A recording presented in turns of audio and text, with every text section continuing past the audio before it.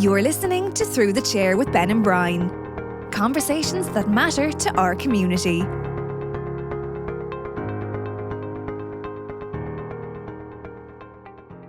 How are you, folks? I'm Brian O'Donoghue. And I'm Ben Ward. And you might know us from seeing us on TikToks and Facebook videos and Instagram videos, and from shouting about various potholes and footpaths around the Tullow area. But look, we said we'd try something different. So we're hopping on the mic, we're having a chat. We're talking through, I suppose, what's going on locally, but in a way that's a bit more normal and understandable for, you know, the general public, and the way people actually talk about stuff. 100%. We want to have a little bit of crack, but also explain what we do, what the council does, and talk about topical things without boring people to death, I suppose. That's the main thing? That's the main thing. Yeah. And we will probably go off on long tangents. I think more so you than me. Yeah, bit of a rambler. But that's how we are. But and hopefully what will make this work is the massive generational gap between us. I'm 38, you're 22. Right. 23 next week. Happy birthday, Ben. Thank you. The first thing we noticed when we came in here is I'm wearing invisible socks or ankle socks. Ben is wearing coloured long socks. And I notified Brian that ankle socks are gone out for the last 5 years, which is the first generational difference that we have found. Yeah, but so far. I've literally only in the last year and a half started wearing ankle socks, and now you're telling me that I'm wrong. I am. It's horrendous. But hopefully that kind of stuff will entertain you as well. We do have a little thing called the jargon jar, and what we notice is people tend to tune out when politicians start talking about official things and council work and so on and so forth. So if either myself or Ben start getting jargony or wordy or start talking council language or political language, we're going to call each other on it, and there'll be some kind of a punishment, I suppose. Yeah, punishment at the end, and especially acronyms. If one of us starts getting into acronyms, because I remember since I've started in the council, which is about 2 years ago, I've heard every single letter in the alphabet rearranged in every different form. Yeah. I still don't know what half of them mean, so especially acronyms. But yeah, that's going to be the jargon jar. So whoever has the most points will be counting each other's scores. At the end, we'll have to do a forfeit to be decided. Maybe we can let our thousands and thousands of listeners decide what the punishment is. I agree. Something very public and humiliating. Yeah, it wouldn't be like us. Yeah, so we're going to have a few different sections or segments throughout the podcast, and maybe it'll be subject to change depending on what the listeners want. Benjamin, what's the first one? So first one is motions with notions, which is probably what a lot of these motions are about. But I think first of all we have to explain or let people know what a motion actually is. Yeah. So do you want to take that away? So a motion is basically where councillors can put forward a suggestion that the council takes a particular action. So it could be that the councillors want the council to write to a minister to take action on something, or it could be that we want to have a new policy in the council about something, or a new, I suppose, a new thing we want the council to do. That's as simple as we can make it. Yeah, and interestingly for me, like, I thought when I put in my first motion, my first council meeting, I thought that, okay, this is it. I'm putting a motion through, something that I, as someone who is elected, wants the council to do. And I thought, that's it. It's passed now. Yeah. That's going to happen. The world's going to change, yeah. The world is going to change, which was not the way it is. I found it's much more of a suggestion and an ask than something that concretely happens. But I guess it's the way that we as councillors can put forward things that we think 100%. The people are and it's a good way of getting a little bit of publicity on an idea that you have and it's something that you want to do, whereas otherwise all you can do is maybe, you know, the social media aspect of stuff, whereas actually putting something official down through the proper channels. Yeah, and I think especially, like you say, we could individually write, let's say, a letter to the minister, and that would just be on behalf of ourselves. But if we pass a motion, it's even if only 11 of the 18 councillors pass it, it's Carlow County Council have agreed this. And it's an agreed position that we all want this, yeah. So, exactly. So it holds more weight, I think, once we do it. So through maybe the council. the next best way to explain it is to go through the one I have down for the next meeting. Now, I'm not sure whether it'll be in the June or July meeting because June is our AGM. There's an acronym. That's one on the jargon jar. Well, First one AGM down. is a common. No. Oh, for God's sake. Jargon. Right. Okay. So the motion I have down, I'll read it out. I'll read it out because this is just the way this is the official way motions have to be worded. And you called yourself out on that acronym. I wouldn't have thought of it, so Yeah, see? self-sabotage. The only honest politician in the room, lads. Yeah. So now this is where people will tune out because the first sentence here is the most boring thing I will ever read out. But just stick with us for 10 seconds. So, standing in the name of Councillor Brian O'Donoghue and possibly Councillor Ben Ward, depending if he agrees or not, that Carlow County Council writes to the Minister for Tourism, Culture, Arts, Gaeltacht, Sport and Media to request that he intervenes to ensure that our national games are prioritised for free-to-air broadcast ahead of other sports by holding a meeting of key stakeholders such as the GAA, the LGFA, Camogie Association, RTE, TG Cahir and Virgin Media. Okay, there's a lot of words there. An awful lot of words. So first of all, who you're writing to, or who is this asked to? So it's to the minister, for there was a lot of words there. Why is that the minister to go to about this, or why should he even go to a minister about this? Well, he's the Minister for Sport and he's the Minister for Media. So my thinking is, here's a guy that can pull these groups together and sort this out. Now, should we be asking the minister to intervene in something that's somewhat commercial and somewhat, I suppose, maybe non-political, but I suppose the GA gets funding from central government and RTE, as we know, gets a lot of money from central government. And there's now there's the new the broadcasting funds now where the different companies can get find money for producing public service broadcasting. So the reason I'm doing this is because it annoyed me last week, right? Now I like rugby and I watch rugby, okay? But I failed to see how Leinster was free to air on RTE and Kerry and Donegal was on GA+. It just beggars belief that you would have to pay to watch your national games and yet rugby was free to watch. And the rugby people that might be listening to this will go, well, isn't he some right?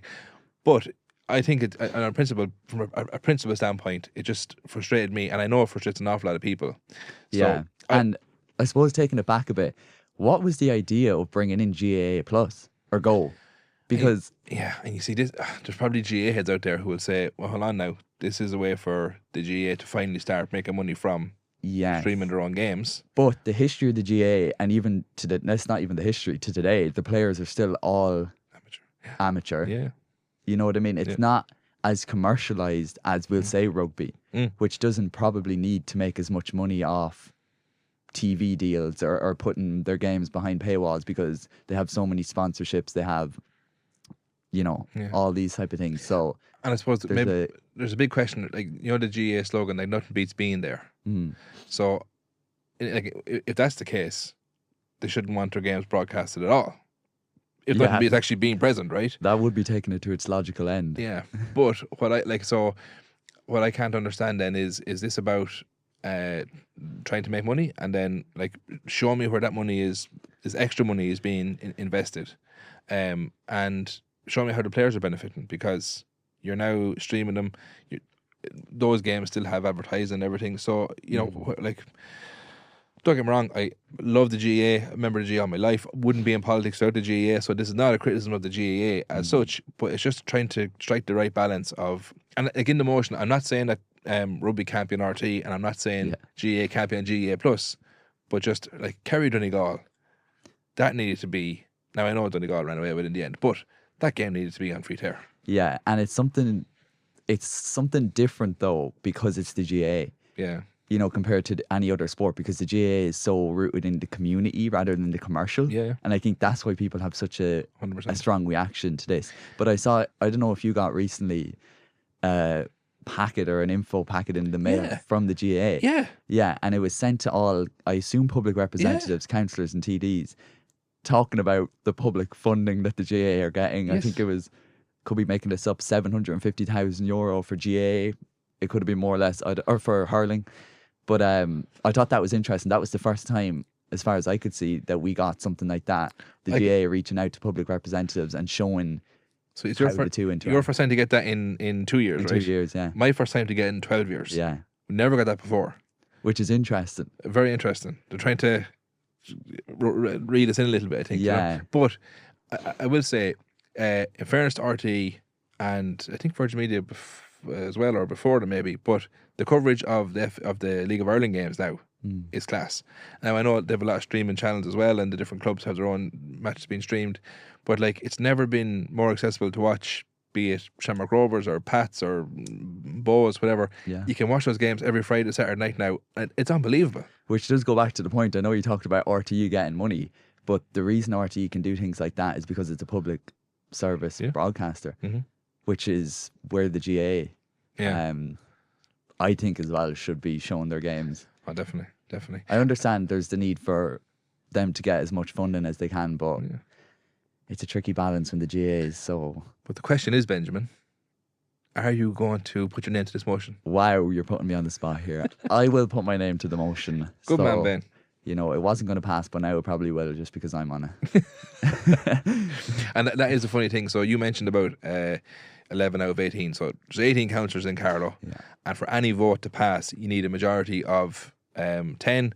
We happen to be in what's called the controlling group. That's not jargon. No, it's not. It's not. kind of jargon. It's not.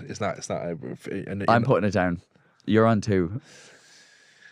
Anyway, if you want to get anything done in Carlow County Council, you have to have a majority of 18, so 10 is enough. But with the way our things are aligned at the moment, we've 11. So I need 11 people. I need 10 people at least to agree to this motion, and then it can be passed. So. Yeah, and then once that happens, if it does, the council, then the staff in the council will officially write to the minister. Officially write to the minister saying that Carlow County Council has agreed to this. But as I say, there could be, let's say 10 of us agree to it. There could be 8 councillors there that don't agree to it. Yeah. But it will be because the majority have majority rules. Council. And then, of course, we'll write to the minister, and he probably won't even see it and may not take any action at all. But if he does somehow call a meeting of those stakeholders, it'll be my doing. You're claiming it. Our doing. Yeah, our doing. Great stuff. Anything else then on notions of motions? No, I think that's the main thing to discuss. Okay, let's move on to on the agenda. On the agenda, and I feel like this is going to be the part of every episode where we discuss kind of what's going on, kind of the big topic of the day. So I suppose it's really gonna things that people have asked about, things that are coming up at the moment. If there's something that people want us to cover, get in contact with us. But for today, I thought we can go back to basics and kind of, again, because the whole idea of this podcast is trying to talk about politics, specifically local politics, but just so people can understand it and not jargon. Yeah. So I think the thing like that we should talk about is the council and like the difference between, we'll say, councillors and the council. Yeah. Because that was the biggest thing that I genuinely did not know. It probably sounds embarrassing to say now. As in, like, that the councillors had made decisions and like, actually did... Well, it was the fact that the councillors are not really the council. Oh, yeah. Like... Yeah. It probably, now even saying it sounds ridiculous, but I did not understand, and even talking to a lot of my friends now, that the councillors don't run the council per se. It sounds ridiculous. No, you know what? It's now that you're in the bubble. Yeah, it sounds ridiculous, right? But I would say you're speaking there for 75% of people. Mm-hmm. Because how many people say to you, like, are you still in there on the council? And like, are people who think you're in that council building from 9 to 5, help and make decisions and stuff? And no, actually, all we do is represent the public on issues and on things, and we pass budgets and stuff. But we are, in actual fact, most of the time, the councillors and the council staff, I won't say we're at loggerheads, but there's like more often than not, it's about trying to, you work with them and we're very lucky in Carlow, we work really well with them. But it's actually, I won't say opposition, but we're not on the same, we're not on the same. You know what I mean? We're not. Yeah. Well, a good example of that is the zoning that we had recently. Oh Jesus, yeah. That's probably a piece of jargon, zoning. I don't know if it is or not, but Oh, that is 100%. Check it. Mark it off. 1. yeah. Well, jargon. it's still 2-1. So the but that's a perfect example. So What's zoning, Ben? what zoning? Okay, so the whole of County Carlow has a big map basically made out of all the land that is in the county, and each piece of land is, I suppose, designated for some particular purpose. So it's not just a free fall of you can build anything, anywhere, any size for anything, where it's a bit more planned out. So for example, in Tullow, we recently wanted to zone more land for housing. Yeah. Which basically just means that we want to designate or kind of assign more pieces of land where houses can be built and nothing else. So if we designate, we'll say a 2-acre site for housing, and that land is now zoned as housing, someone can't come in and decide, I'm going to build a factory there because it's zoned for housing. But recently then we've seen that it wasn't necessarily the council staff and executive, is actually more so outside bodies like national bodies, but came in and said that we can't zone. Go on, name the 3 national bodies. So No, I didn't name them. I did not name them, so that is not jargon. Came in and said that we can't zone particular sites for housing because of their reasons that they had, which we won't go into. But and it's a brilliant example, because the few powers that councillors have are, we pass the budget every year, and I'm sure we'll do a whole episode on the budget close to the time, and we get to do the county development plan, which talks about where and how to build houses, and then we get to do the zoning. So it's a real pinch point, and it's a real thing. It's a thing that makes councillors tick when national bodies come in and say, you can't do that there. And we're like, well, hold on now. The public have elected us to make decisions for our areas, and if we want that piece of ground zoned, we're going to zone it. And in this case, we actually did. Yeah. Because we went against, I suppose, the recommendation of those bodies. And admittedly, the sites we're zoning, are they the most perfect, and are they the next sites that the houses should be on? Possibly not. But the landowner wants to build houses on them. They are within the town boundary of Tullow, and there's houses close enough to them, and we felt it was a good enough argument to make to do the zoning. I think we're responsible enough that we wouldn't do something absolutely crazy. I'd hope so. You hope so. So the whole thing then is, so our agreed position now is those sites are zoned, but now there's a whole process. It goes to the planning regulator. It's not jargon. It's not. Goes to planning regulator, and then he might refer to the minister. And the mad thing is, the minister for local government could turn around and tell us and force us to not zone them for housing, which would be absolutely crazy. And I think the whole point of us telling this story is the fact that it is not just the councillors go into the council, we decide what to do, and that's it. It's more so we're interacting with so many different people, whether it be the council executive, outside national bodies that we have no input or control into, all the way up to the minister eventually could say that that's whatever, not allowed. So in terms of the councillors interacting with the council, the main arena that happens in, or the main, I suppose, official arena is the council meeting, which happen once a month, which is basically where all 18 councillors come in. There's an agenda, like this section of the podcast on the agenda, where basically there's a big list of things that we need to kind of discuss, agree on, pass, debate. And we're very lucky. Like there's only, is it 4 or 5 councils that have 18 councillors? But when we're such a small council, like we do get a lot more freedom in terms of speaking time at meetings. And like I think it's South Dublin County Council, they have 40 or 50 odd councillors, and they'll often have times where like literally the group leader will speak on behalf of the group. Like Really, yeah. That wouldn't happen in No. Like there'd be absolute war in Carlow if you were told, no, you can't speak. Brian's going to speak on your behalf. Like There would be war. There'd be murder. There would be. Especially in that particular example. But Yeah. so that whole interaction piece of like council meeting, and like there probably is a lot of room for grandstanding in a council meeting. You can stand up and kind of have a real go at the government or have a real go at whoever, and maybe get yourself in the paper or get yourself something that you can put on social media afterwards. But really and truly, the most important part of that council meeting is the statutory business, where you're Jargon. No, it's not. It's jargon. Not jargon. Statutory business.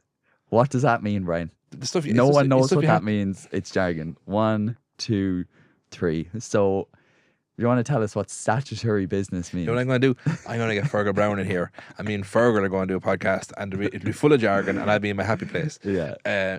So basically, on the agenda, there at any council meeting, there's 4 or 5 things that we have to get that business done before we can do anything else. So it could be if the council is selling a piece of land to somebody, or if the council is acquiring a piece of land, we have to approve that, and that has to be done first before we get to motions and before we get to reports and all that other stuff. But back to your main point about that shock to the system of, oh wait now, like we don't actually run the council, we influence it and we decide the policy direction, but we don't make the actual decisions, whether it's housing or planning or whatever. There's processes in place for those, and it's a learning curve, isn't it, when you come in? A massive learning curve. And like, I did not even know there was a chief executive of a council. So when I came in and it was like, oh yeah, so like there's going to be a chief executive's report and he will tell us everything that's going on, and then we will maybe ask him questions about it or whatever. I was like, oh really? What, did you think you were going to have your own staff or something like? Or? Well, I just thought that we would go in because the people elected us, that we would be, in there every day, and we'd actual be day-to-day running of it. Like. Yeah. Okay, interesting. Which is not true, but an awful lot of members of the public would think that we are the ultimate decision makers, and if we wanted to, if you want to put something, a bin there on a piece of pat, no, you actually have to go through the... Yeah, that's exactly it. And that's where there's kind of a link of different relationships in terms of getting something done. So we have the councillors to the staff, to the executive, to the management, but then the other side is where the public come through us. And I was telling you about an example which I had recently, which is such a boring local government thing, but getting lights up. Oh yeah. Which is actually really important to people. But it has taken, and the people on this street know about it, it has taken 2 years to get these lights up. They're not even lit yet, but anyway, they're up, and it's in Tullow. But it was such a big process. Like, someone would come to me, the public, and they would ask, Ben, can you get some lights put up on Old Chapel Lane? And this was 2 years ago.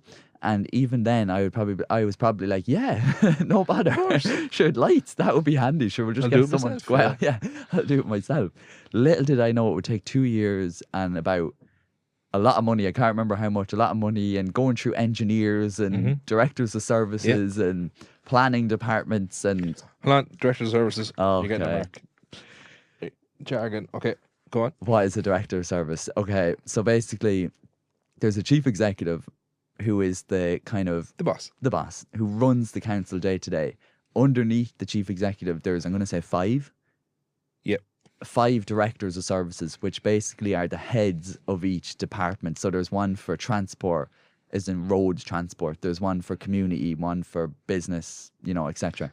So we would ideally go to them before we would go to the chief executive about something. So, for example, something like lights that was going on a road, I would be like, okay, I'll go to, first of all, the local engineer, then to the director of services, who's the management over that area. But again, back to in terms of the public, they don't see all that happening. And maybe they don't want to either. But sometimes what I try to do is, when I'm dealing with the public, is try and just explain the processes, how things happen. You're the old adage, when you're explaining, you're losing, right? I never agreed with that. No. I never agreed with when you're explaining you're losing, because to a certain extent, if you're defending the indefensible, which is maybe different to explain it. Anyway, never mind that. We'll come back to that. Write that down as something to come back to, right? Okay. But look at the way I just gave you an instruction. And I just accepted.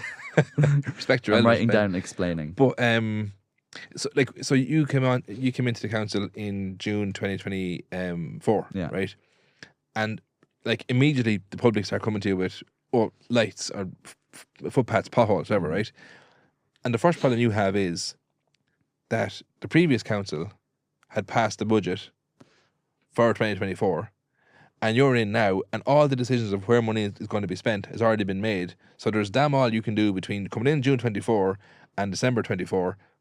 There's damn all you can do because the budget's been allocated. So if the residents in Old Chapel Lane, and well done in getting those lights up, but if they had come to you, in July in 24 and asked for those lights to be up, you'd be like, oh yeah, no bother. And then you go in, the first thing you'll be told is, well, it's not in the budget this year. Yeah. So number one, straight away you wait till next year. There has to be enough money allocated in the budget to do it. Then you have to get included on the roadworks program, and so on and so forth. And so it's very easy for someone who's in it 12 years to understand, oh yeah, that could take 2 years, no problem. But to a young whippersnapper coming in, going to change the world, like it can be painfully slow. But we should say, in fairness, the staff in the council, especially in Carroll, because it's so small and everyone knows everyone, like the staff are so helpful when you need something done, when you need an answer on something. Like if the answer can be got, they'll give it to you. What tends to happen is when it's something brand new that no one's dealt with before, it's very, very hard to get someone accurate information on that, and that's where there can be kind of a... Yeah, no, I agree with you. But I think on that example, ultimately it did get done, which is kind of, for me, the first thing that I've seen where it's like, okay, there was a big process and it took so long, but actually, at the end of the day, something did get done. So that's just one example, but lights. But it was actually nice to see that, God, the lights, I can see a physical lamp pole going up there. And I was like, okay, that's actually good. But it took 2 years. But anyway, it's up. But it's up, and that's the main thing. But just on that point, so that's councillors dealing with the council, us dealing with the public directly. Yeah. But then there's the kind of indirectness of us dealing with the public, which is the modern day arena of social media. Oh, Jesus Christ, yeah. Yeah. Which... social media has transformed politics and local government and government in general, because now it's never been easier to contact your local representative, be it your TD or your councillor, right? It's never been easier to see what they're doing in your area, but it's also never been easier to say whatever you damn like. And I heard a great thing on the radio one time where someone said the gap between there and there is too short, and it's just too easy for people on their phones. And I remember one night, Friday night, about 11:15, this is years ago, maybe 7-8 years ago, and phone binged. It was a message on Facebook Messenger, which is a scourge. Yeah. But and it pinged, and I clicked into it, and this fella had sent me a reel or a video, whatever it was at the time, of some road in Germany or China or somewhere else, right, where a stretch of road was damaged and was repaired within 30 minutes. They had, right, now whether maybe back then it wasn't AI or generated or anything, but it was like, oh my, like, why Carlo should buy one of these machines. And I was like, yeah, okay, great.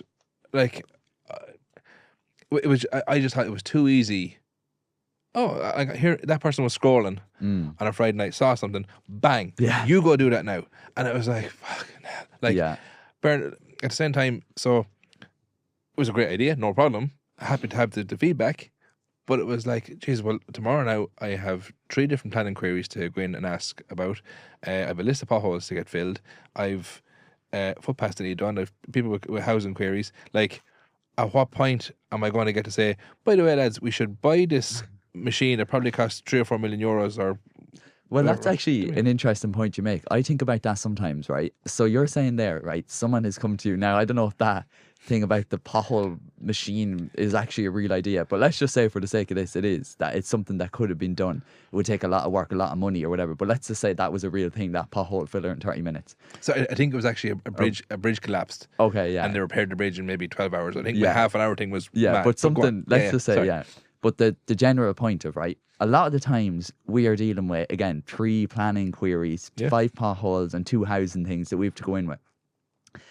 And I think that it's probably more beneficial for us to do those things, right, Yeah.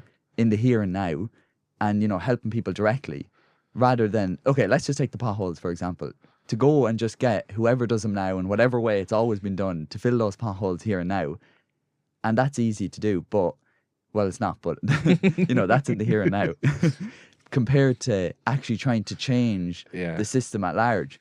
So it would be easier for us to keep filling potholes every single day with, let's say, a bad mixture or a bad machine, because we can just get them filled, compared to if we actually took more time to change how it's done.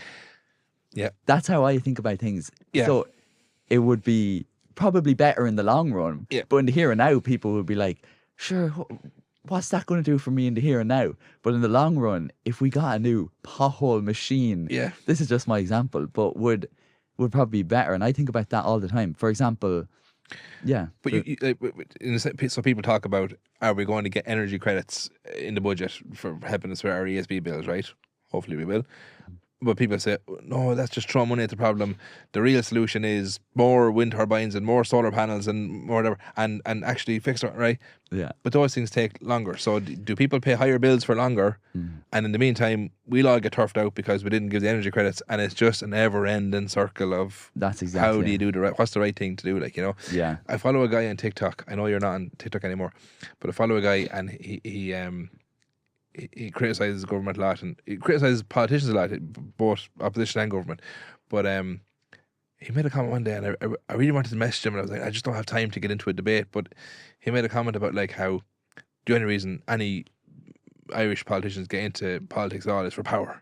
We just want power. And I was kind of going, well, yeah, I want power, but so I can do things. Yeah. I don't want power just to say, oh, I'm a councillor.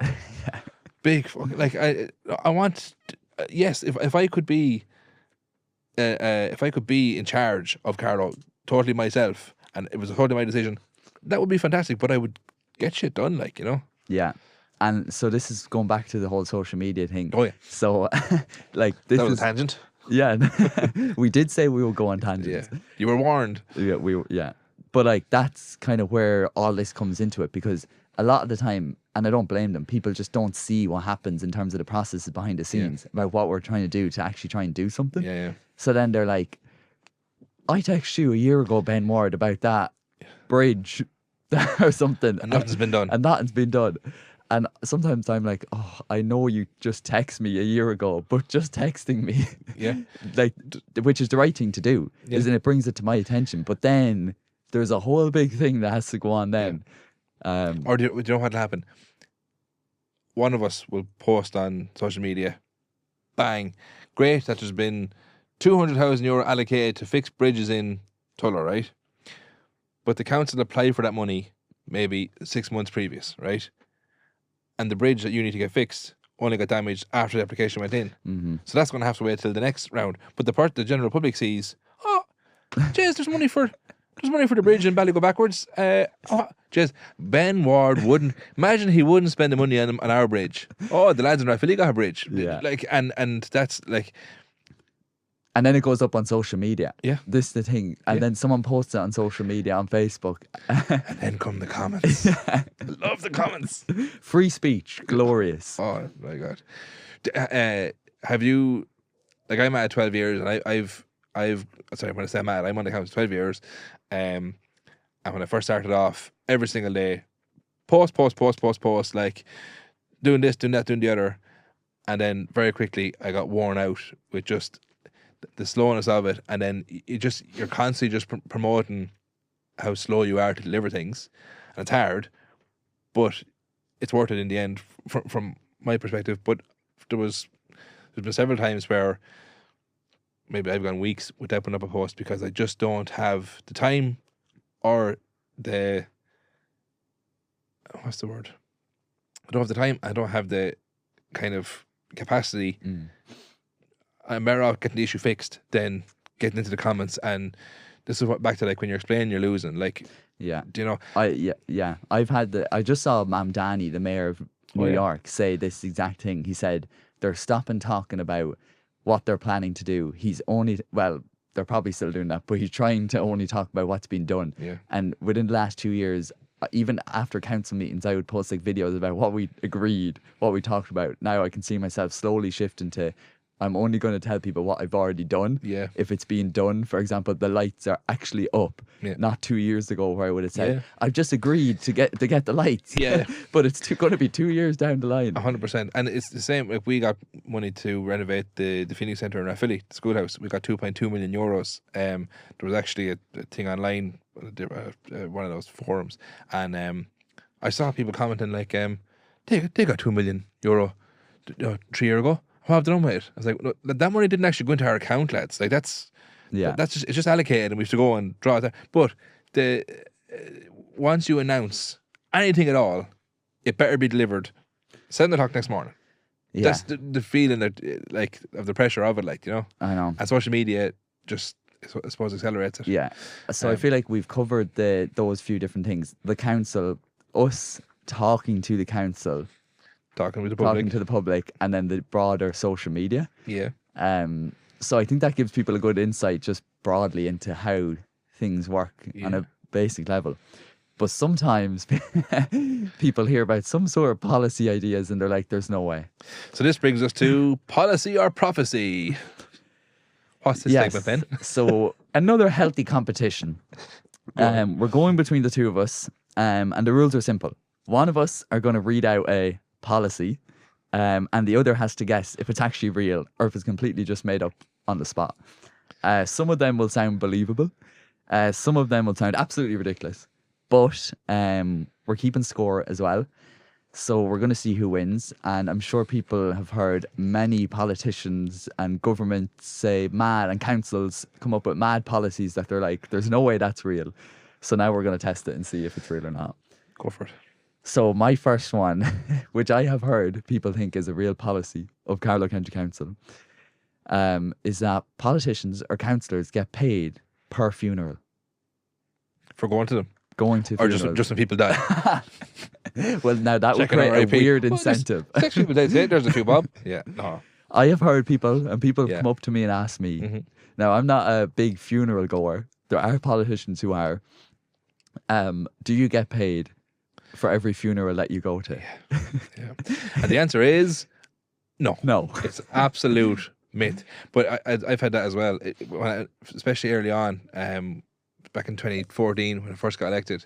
And I remember there was a local committee meeting in Rathvilly, and I remember coming out of they were having the meeting after the meeting, kind of out in the street, and just got chatting. And one of them goes, hey Brian, come here, how much do you get paid for going to funerals?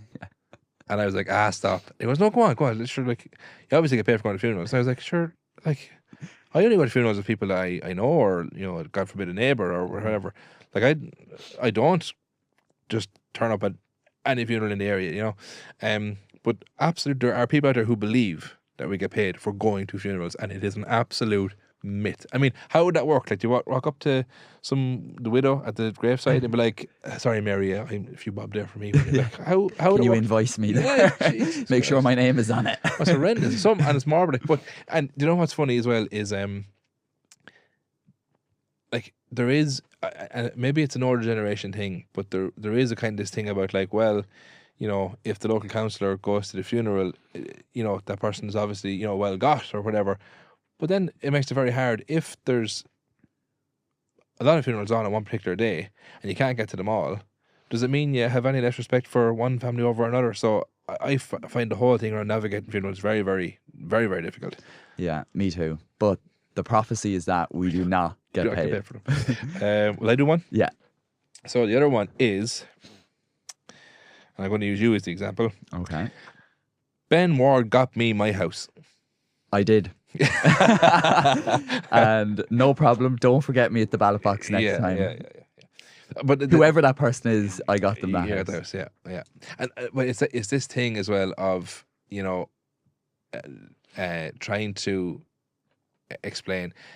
Absolutely, we will send in letters and we will talk to the housing staff and we will say, you know, Mary is in desperate needs of a house. She's been on the list for 3 years and she has, you know, 2 kids and maybe one of the kids has special needs and or additional needs and so on and so forth. And we will put a strong case forward, but the decision as to who gets the houses is made by the council staff. Yeah. And that is the right way to do it, because we will only be representing maybe one. If there's a house up for allocation, I'll be representing somebody. I'll be representing Mary. You'll be representing Tom.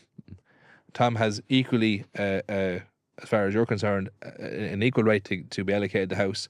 So we're both making the case. If it was up to, imagine if it was a vote of the councillors. Who's going to get the house? But sure, it would be absolute total chaos. Yeah. So, absolutely, we help people. We make representations for people. We send in letters. We absolutely assist. But the decision as to who actually gets the house is made by council staff. Yeah. So it is also prophecy. Yeah. We do not get people houses. What's your next one? Next one, not related to the council, but I had to bring this one up because I heard about it the other day, which may or may not be true, which is that MPs in England cannot resign. And the reason this has come to the forefront is because you've probably heard about the by-election that's happening in Manchester. Oh, yeah, this is because, the Labour guys want the Manchester mayor to replace Keir Starmer, who is the British Prime Minister, but there's already an MP for Manchester or whatever. So a guy has resigned to allow Andy Burnham, which is the mayor of Manchester, to run for that seat to then challenge Keir Starmer. But I heard then that actually he didn't resign because MPs in England cannot resign. It goes back to a rule from like 1614 or some time back then. Jesus. So the only way for an MP to get out of Parliament is that they have to take up a job with the Crown, because work for the king. Yeah, basically work for the king, because in England or Britain, the government is the Crown's government. Okay, I get you. Yeah. So if you're in Parliament and you're an MP, you're scrutinising and criticising the government, the Crown's government. So if you work for the Crown, you can't unbiasedly criticise the government because you're working for them. Okay. So the only way to get out of Parliament is to take up a job, and they're usually honorary titles. Okay. But for example, the one that this guy took up, I'm pretty sure, is called the Crown Steward and Bailiff of the Chiltern Hundreds. What? The Chiltern Hundreds? I don't know what it is. I'm tempted to mark it down for jargon there. It's basically an honorary role where you're the patronage of a certain area that the Crown looks after. Okay. Which basically means, long story short, you work for the Crown, you cannot be an MP, therefore you can resign. That's the only way an MP can resign in England, which I thought was an interesting one. So that actually is true. That's a policy. That's a policy. Yeah. That is nuts. I know. That is nuts. Right, my second one, which has slipped my mind. Hold on a second. What did I say? Oh, yeah. So, Ben, policy or prophecy? The party whip. So, when there's big national debates and big, I suppose, so there's things in the news that are very, very topical and whatever. There'll be some local vote in the council about it, and so it could be, say, the fuel crisis, or it could be whatever. And the general public thinks that, there's a party whip, so Brian and Ben have to vote with whatever it is Simon Harris or Fine Gael is saying. Absolutely on every single thing we have to vote with that. Is that policy or is it prophecy? It's a prophecy. It's prophecy, because especially for us councillors. Absolutely. We have a lot more kind of freedom to vote certain ways on things without kind of much, I suppose, punishment or whatever. Now, within the council, as a group, we can decide that the whip applies to a certain vote. And what the whip means, and thank you for not putting it down in the jargon, but what the whip means is that once there is an agreed position within a particular group, if somebody votes against that decision, then the whip is applied, and there's, I suppose, a punishment, which it could be if you were, say, you were the incoming chair of the Tullow area or whatever, and nice little chain of office, that could be removed from you because you defied the whip, you went against the agreed position. And it can be very, very controversial. Like famously, back in 2013, when they were debating the Eighth Amendment, Fine Gael lost Lucinda Creighton and Paul Broadford and Billy Timmins and so on, because they felt so strongly about abortion and everything that goes with it that they wouldn't vote with the government at the time, and they were so the whip was applied. They lost their positions. So the whip is very important, and it does apply to us from time to time, but the idea that we have to agree with every single thing that the government says, or that we have to agree with every single thing that the party says, is a complete and utter Prophecy. Prophecy. Yeah. So that brings us on to any other business? Any other business, yes. Yeah. And you know what we forgot to do at the start? Mm-hmm. Was tell people why we called this podcast Through the Chair. That's very true. We should have done that at the very start. We should have done that. So Through the Chair is a phrase that you'll hear at, obviously, at council meetings, but at any GA, soccer, community hall, local committee, tidy towns, any committee meeting, well, if they're being conducted properly, you should be hearing people say through the chair. And basically what through the chair means is you're getting permission to speak, and you come through the chair. So if you ever watch the TDs in the Dáil talking, they're all supposed to talk to the Ceann Comhairle, who is effectively the chairperson, and it's a way of keeping order. So everyone that speaks must come through the chair. And so we call the podcast Through the Chair. Through the chair. Perfect. And then, another phrase you'll hear at a lot of meetings will be any other business. So it's when you've dealt with everything that you have to deal with on your agenda, at the very end, it's any other business. And it can be somewhat of a free-for-all. It can be, yeah. And for this podcast, we're going to use it to answer questions that people have submitted. So we've already got a few just from talking to people for the first episode, but from now on we're going to give you, the people, the chance to ask us questions. So you'll find it on all our social media where you can submit any question, whatever it is, I suppose related to local government, politics, what's going on in the community. But keep it PC, guys. Yeah, keep it PC. But for this one, a question that I'm sure a lot of yous have asked is, why can a politician not answer a question straight? Yeah. And I've been hearing this. Okay. Right. And I often get frustrated, even you listen to the radio, drive along in the car, you listen to the radio, a politician comes on, and Sarah McInerney or somebody will ask what seems like a very straight question, and they'll say, and I want to it's a yes or a no. And some minister or some TD will go, well, look, it's not that simple, right? And I think a lot of the times why we struggle to give really straight, simple answers is because, number one, we don't want to be wrong. Mm-hmm. And you're asking something, maybe it's about a piece of legislation that might be happening, or something that you want to get done, and so you're asking. So maybe our question could be, when will this happen? The Children's Hospital. The minister keeps getting asked, when will the Children's Hospital be opened, right? And she, in fairness to her, she started to say now, I can't give you a date, because how many ministers before her said, oh, by Q1 in 2024 or 2025 it'll be open. And so I think first and foremost, politicians don't want to be wrong, and don't want to be accused of lying, even though you might try and give an answer which are most honest foot forward on the day, and too many of us have gotten absolutely bitten on the backside when it hasn't actually come to fruition then, and you're like, oh Jesus. So that's my theory as to why. Yeah, and I found the same thing. Again, it's been the learning curve for the last 2 years, where because I genuinely thought that I could do that, I would literally answer the question and be like, yeah, no problem, I will do that. That'll be done within. But now, and I used to back then be like, why will politicians not just answer it? Like, just say what you want to say. But now, I genuinely think it's probably the right thing to do, because to not answer it as straight, because 2 years in, I'm like, I do not want to tell you something that is not going to come true. Yeah. And I would rather be a little bit more vague about it, a little bit more non-committal, which I understand is so frustrating for people. But that's what we need to do to not be seen to be lying. Yeah. So again, if it's something like, you know, a house, someone asking for a house, Yeah. I will genuinely say now, no problem. I will make the representation for you. I will go in, I'll talk to the staff for you. But I'm just letting you know, I do not make the decision, so I cannot promise you anything. Yeah. And that's what you have to say. Again, it's not really a straight answer, and people mightn't want to hear it. So I think that's why I we got do it. caught absolutely rotten last year. Last July, I made a video in Rathvilly, right? Gorgeous sunny day. And actually was the day my former primary school teacher, who taught me for like 6 of the 8 years I was there, was retiring. And so I went down. We'd just been told that Phelan Street was going to be resurfaced, right? Did this lovely video. Great news. This July, the street's going to be resurfaced.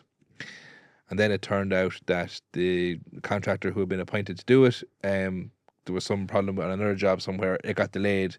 And so the council said to me, no, look, we're going to have to push that to the October, to the autumn, the holidays, in the school holidays in the autumn. And I was like, right, okay, look, it's not like, you know, going mad, but like, right, but what can I do if you're telling me it's not going to be done? And I said, can it not be done in August when they're still off? And they're like, no, like the next time the contractor is free is October. And then October came and the weather was absolutely shite, so they couldn't go and do the tarmac. So I was like, oh, for God's sake, so we'll do it next Easter. And I was like, right, okay. And then it was coming to next Easter, and I forget what the next problem was, but it was all legitimate problems. But my issue was, I had announced last July, this work is going to be done. Saved the road. This job is going to be done. I have gotten this fixed. And you just come across like someone who's promising things and not delivering. So, and that's a perfect example of why we probably don't answer questions and tell people things as straight. 100%. So yeah, I think that's us for the first episode. I think so. Well, it's been a pleasure. I think we are going to have an email address. Maybe the lads have to cut this out afterwards, but I think it'll be something like through the chair at. Yeah, well, we put it up on the screen, and you can email us in. You can email us in your questions, comments. Let us know. Make sure you're following us and following the podcast so you don't miss the next one. And if you enjoyed it, tell a friend. Or even someone you don't like. We're not picky. Yeah. So mind yourselves. We'll talk to you in the next one. Be good. You've been listening to Through the Chair with Ben and Brian. Follow the show on all social platforms to stay up to date.